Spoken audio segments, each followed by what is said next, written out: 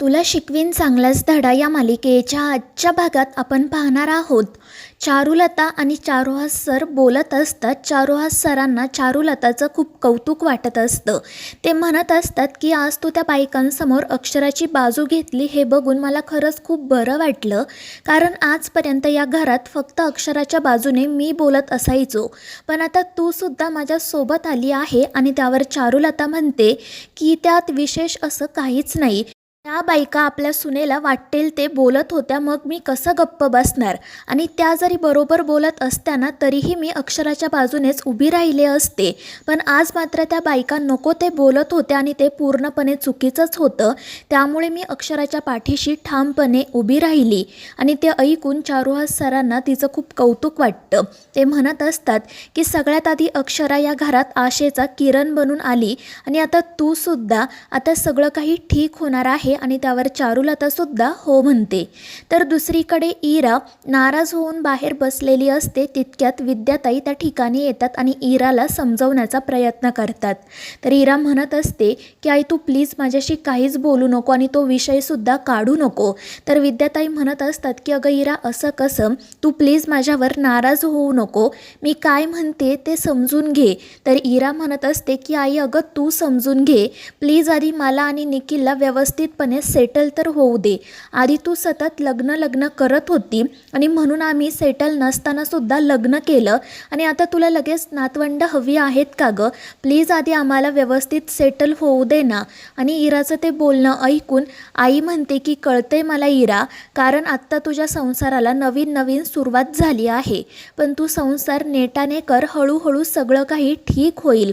आणि मग ती इराला खर्चासाठी काही पैसेसुद्धा देते. त्यानंतर दुसऱ्या दिवशी सकाळी अक्षरा तयार होत असते. तितक्यात अधिपतीसुद्धा त्या ठिकाणी येतो. अक्षरा त्याला विचारत असते की आज तुम्ही इतक्या लवकर का उठलात? तर अधिपती सांगतो की आज आपली दहीहंडी आहे ना, त्यामुळे मला लवकर फॅक्टरीत जायचं आहे. आणि ते ऐकून अक्षरा त्याला विचारते की दहीहंडी दरवर्षी तुम्हीच फोडता का?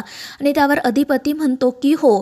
पण ते ऐकून अक्षराला भीती वाटते. ती अधिपतीला म्हणत असते की त्यात खरंच खूप रिस्क असते, तुम्ही प्लीज असं नका ना करू, तुम्ही जाऊच नका. मात्र अधिपती म्हणत असतो की मास्तरीनबाई असं कसं, तिकडे सगळेजण माझी वाट बघतायत, मला जायलाच हवं. त्यामुळे अक्षरा म्हणते की ठीक आहे, पण प्लीज नाश्ता करून जा. आणि मग ती पटकन बाहेर जाते.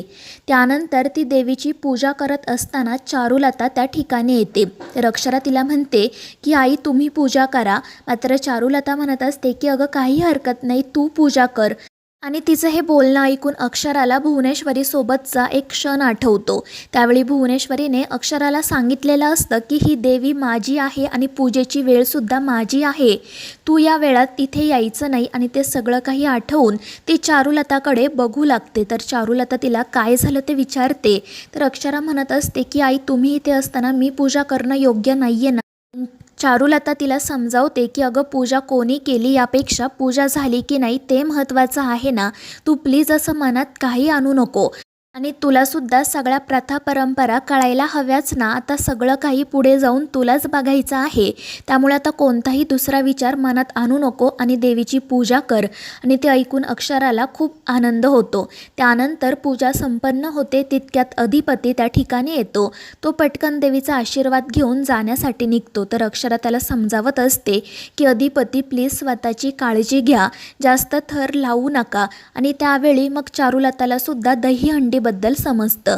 ती सुद्धा अधिपतीला काळजीने सांगू लागते की अधिपती मला असं वाटतं की तू दहीहंडी फोडायला नको जाऊ, त्यामध्ये खूप रिस्क असते. मात्र त्यावर अधिपती काहीच उत्तर देत नाही. तितक्यात चारुहास सरसुद्धा त्या ठिकाणी येतात.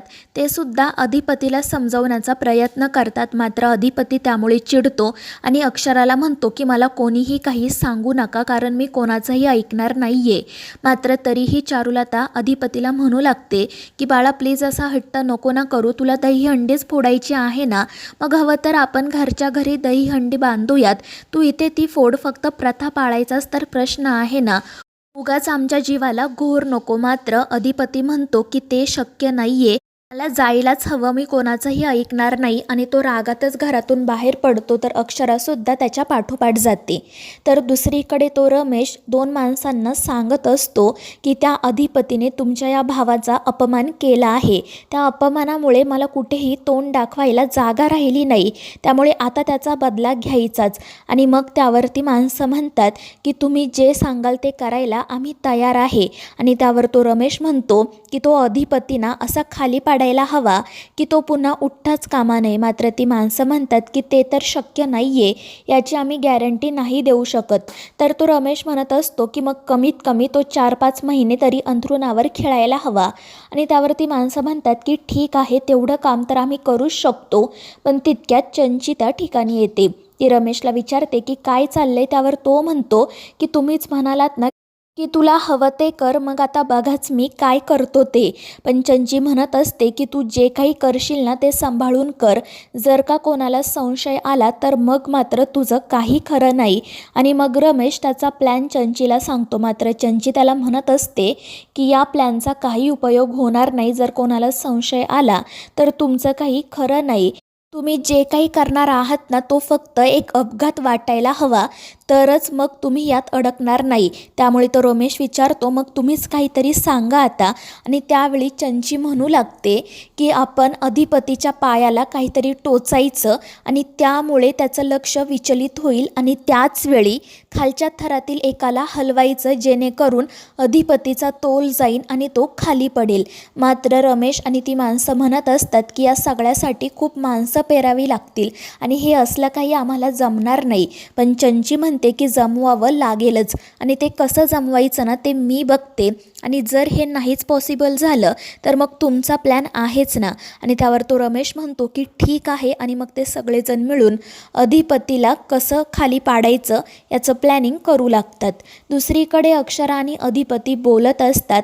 अधिपती चारुलतासोबत जे काही वागलेला असतो ते अक्षराला अजिबात आवडलेलं नसतं. ती अधिपतीला समजावत असते की असं का बोललात तुम्ही त्यांच्याशी, त्या तुमच्या आई आहेत ना. पण अधिपती म्हणत असतो की तुम्हाला किती वेळा सांगायचं की आमच्या आईसाहेबांची जागा कोणीही घेऊ शकत नाही. त्यावर अक्षरा म्हणते की अधिपती प्लीज तुम्ही असं नका ना बोलू, तुम्हाला त्यांची काळजीसुद्धा खोटी वाटते का. मात्र त्यावेळी मग अधिपती म्हणतो की नाही मास्तरीनबाई, उलट आम्हाला हीच एक गोष्ट सारखी वाटली. त्या जसं बोलल्या ना तसंच आमच्या आईसाहेबसुद्धा म्हणायच्या, पण मी त्यांचंसुद्धा कधीच ऐकत नसायचो. मी दहीहंडी फोडायला जायचो, कारण आमच्या आईसाहेबांना माहीत होतं की यातच माझा खरा आनंद आहे. आणि आता तर आम्ही जाणारच. आणि ते ऐकून अक्षरा म्हणते की ठीक आहे, पण प्लीज तुम्ही स्वतःची काळजी घ्या. आणि त्यावर अधिपती हो म्हणतो. तर दुसरीकडे चारुहास सर आणि चारुलता बोलत असतात. चारुलताला अधिपतीची खूप काळजी वाटत असते आणि त्यामुळे ती चारुहास सरांना म्हणते की मी अक्षरासोबतच जाऊन बोलते, तीच थांबवेल अधिपतीला. तर दुसरीकडे फॅक्टरीमध्ये दहीहंडीची तयारी सुरू असते. अधिपतीसुद्धा त्या ठिकाणी येतो, त्यामुळे सगळेच जण खुश होतात. तर इकडे चारुलता अक्षरासोबत बोलत असते, पण अक्षराच तिला समजावते की आई तुम्ही काही काळजी करू नका, अधिपती स्वतःची काळजी घेतील आणि मगच दहीहंडी फोडतील. मात्र चारुलताला माहीत नाही का पण खूप भीती वाटत असते आणि त्याचवेळी ती बोलून जाते की वेळ काही सांगून येत नाही ना.